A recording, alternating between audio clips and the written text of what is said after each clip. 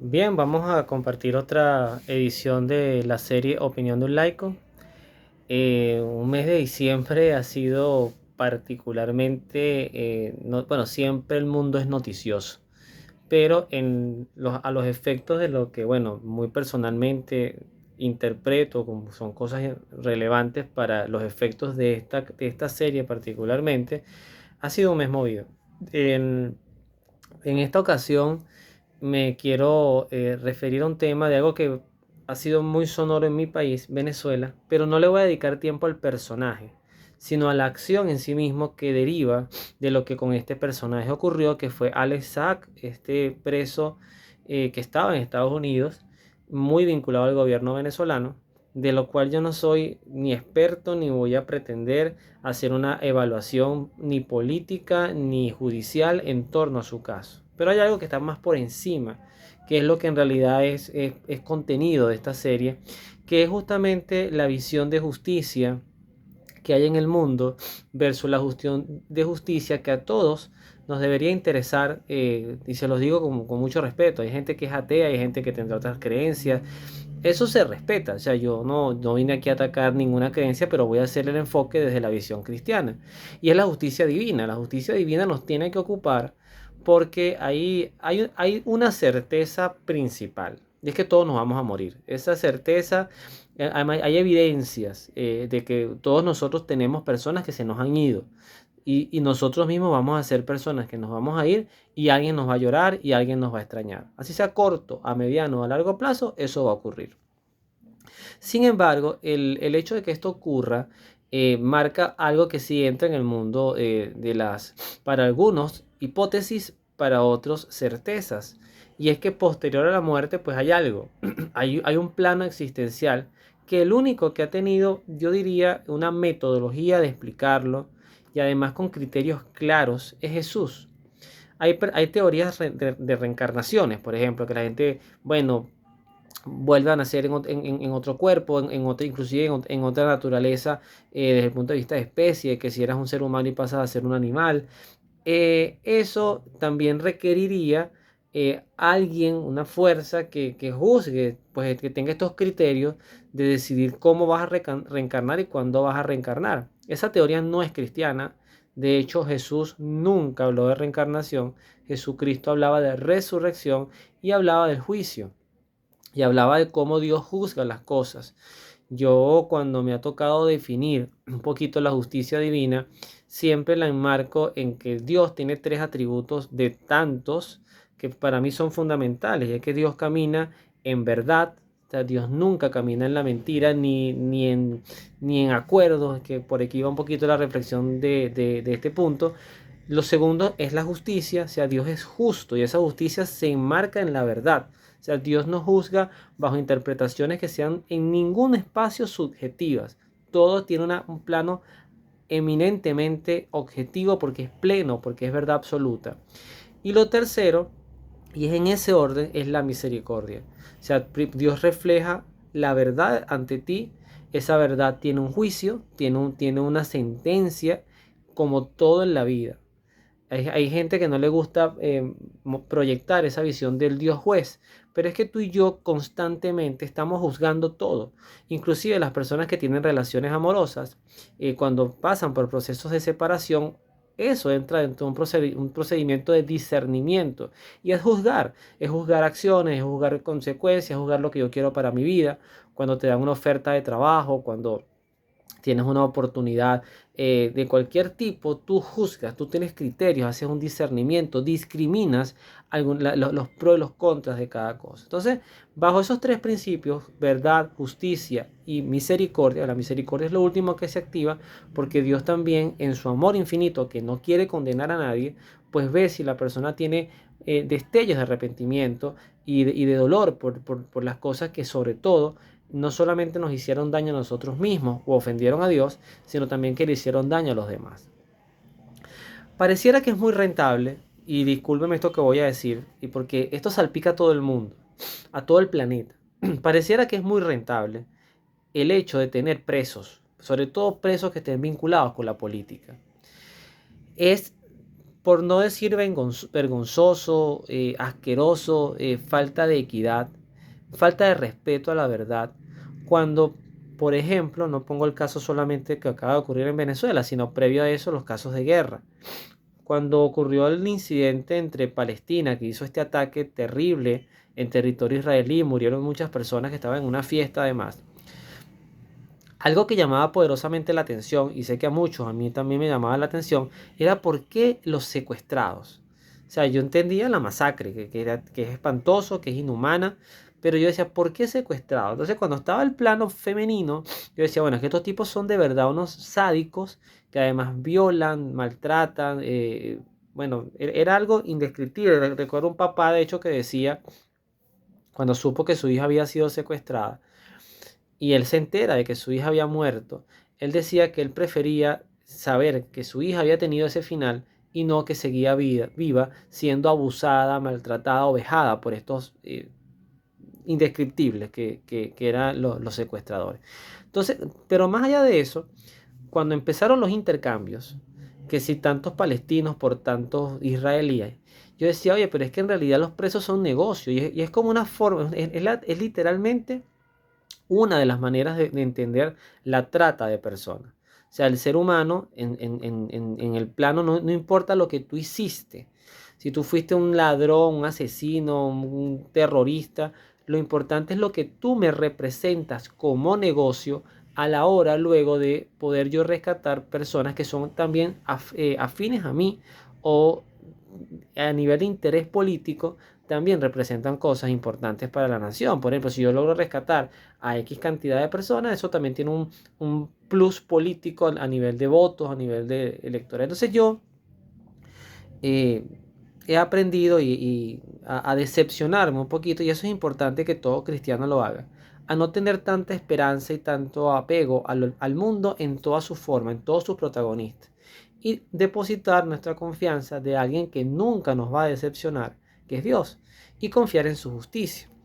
Entonces, ¿por qué digo esto? Porque en el Evangelio de San Lucas, especialmente es este que voy a comentar, no siempre suelo hacer esto leyendo la Biblia, pero aquí la tengo y es importante tenerla siempre a la mano. Jesús habla de un tema del juzgar y del juicio, ¿no?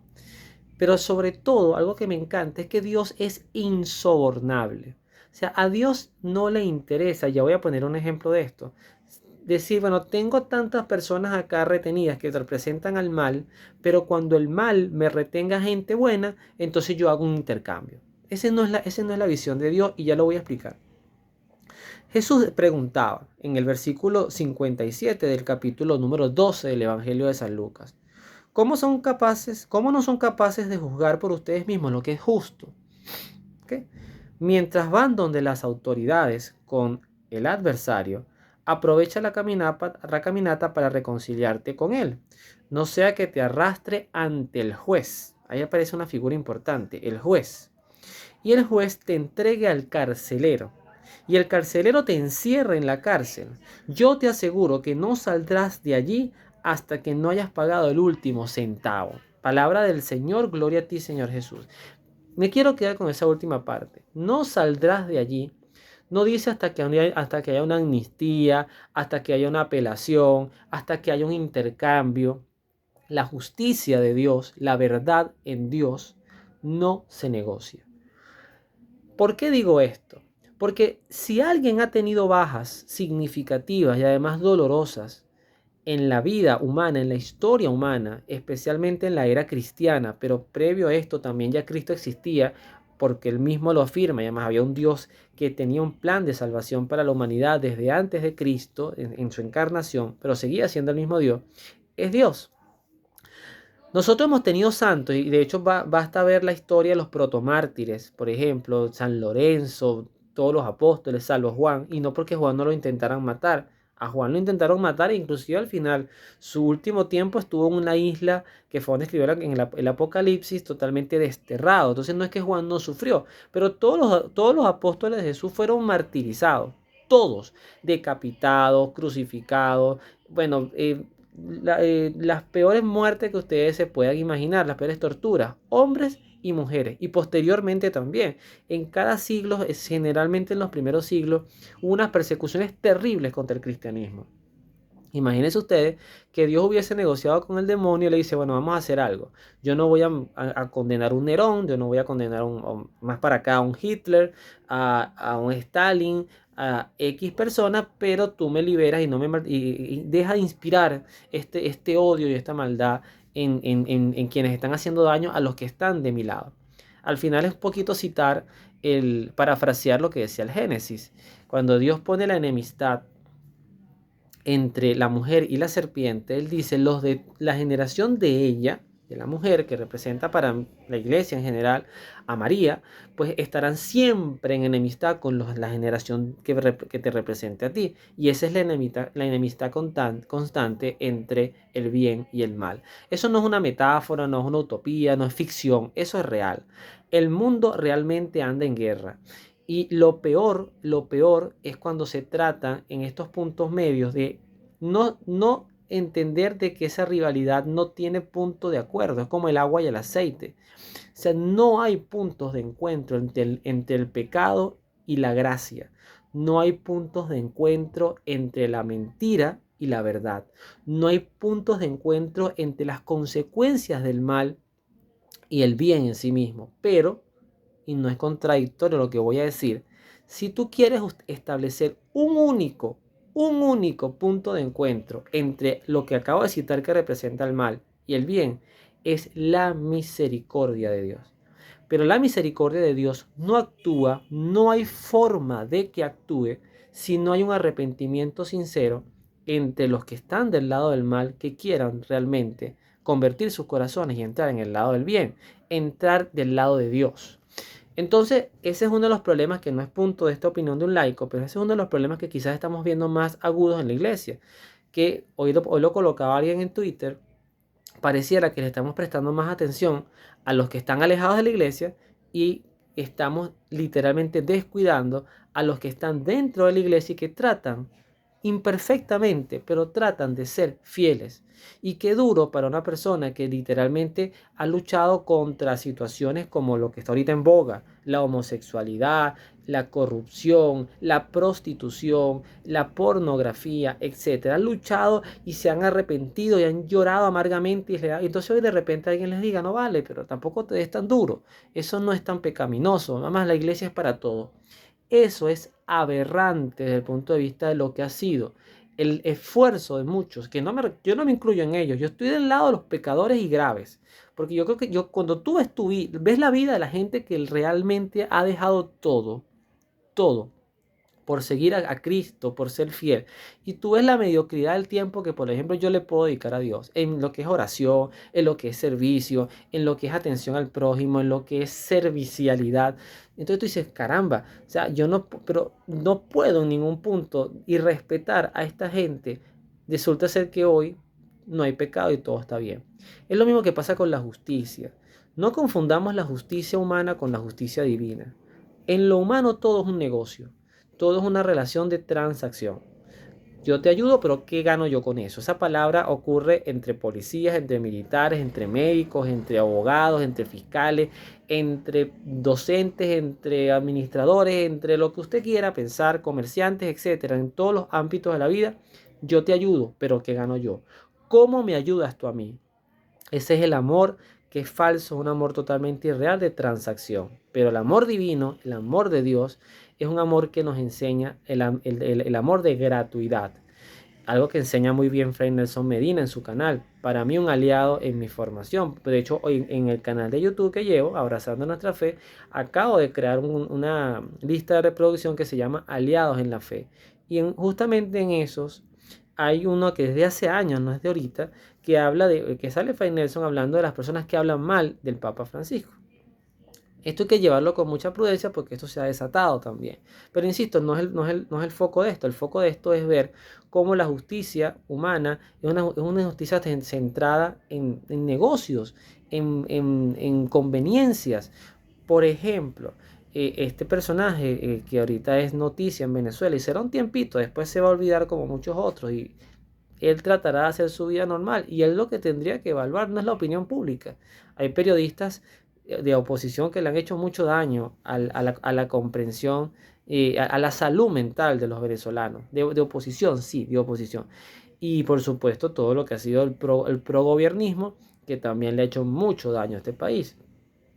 Pero al final, yo no conozco a Alex Saab, ni conozco a ninguno personalmente. Yo lo que sé de estas personas es lo que dice las noticias. El que grita más duro y el que repite más una noticia es el que ha tenido mejor cercanía en la escucha de nosotros los venezolanos.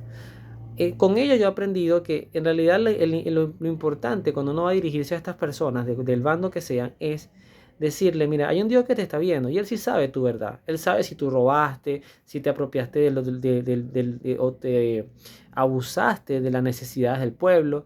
Tú sabes si has sido un corrupto, un promiscuo, un mentiroso, un ladrón. Eso lo sabe Dios. Y es la opinión de Dios la que tiene que preocuparte, no la mía, ni la de X persona. Porque en realidad yo he aprendido como ciudadano que mientras en mi país no votar no sea delito, también es una opción. Porque uno con el desespero de querer sacar a cualquiera, uno vota por cualquiera.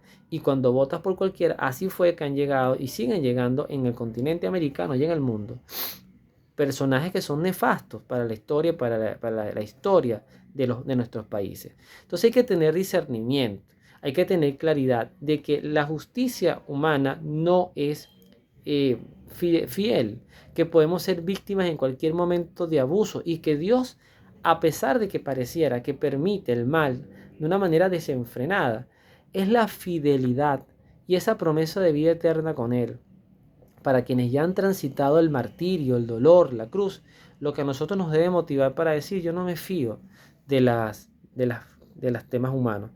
Termino con esto. Cuando Pedro estuvo preso, el apóstol Pedro, Simón Pedro, el día antes de su muerte, de que estaba sentenciado a muerte, es el día que ocurre la liberación milagrosa. Espero no equivocarme en lo que estoy diciendo, pero sé que hubo una liberación milagrosa. Pero algo que llama la atención en este texto es que esa noche Pedro dormía. Si a mí me van a matar mañana, yo creo que esa es la última noche en que yo no voy a dormir nada. Estaría ansioso, triste, nervioso, buscando cómo escaparme. Pedro dormía plácidamente, además, porque el ángel se le acercó y lo tuvo que despertar. Eso solamente lo logra una persona que tiene un abandono total y absoluto en la providencia de Dios. Que sabe que si te van a matar es porque Dios lo permite. Y sabe que si te van a liberar es porque Dios lo permite. Al final son las palabras que Jesús mismo le diría a Pilatos. Tú no tendrías poder sobre mí si no te hubiese sido dado de lo alto. O sea, esa autoridad que ahorita presumes, mañana se te puede quitar. Ese engorilamiento que tienes de creerte superior al resto, mañana lo puedes perder. Porque al final todos somos ante Dios nada. Y Jesús decía que Juan el Bautista, que era el más grande de hombre nacido de mujer, refiriéndose a los profetas, hasta ese momento, el más grande después sería Cristo, eh, hasta él, que era el más grande en la tierra, era el más pequeño con relación al más pequeño que había en el reino de los cielos. Así que ustedes se podrán imaginar la gloria y la dicha que nos espera a los que tratemos y luchemos día a día por ser mejores personas. Bienaventurados los que tienen hambre y sed de justicia, porque serán saciados, agrego, por Dios en su debido tiempo. Que Dios los bendiga. Nos vemos en la oración.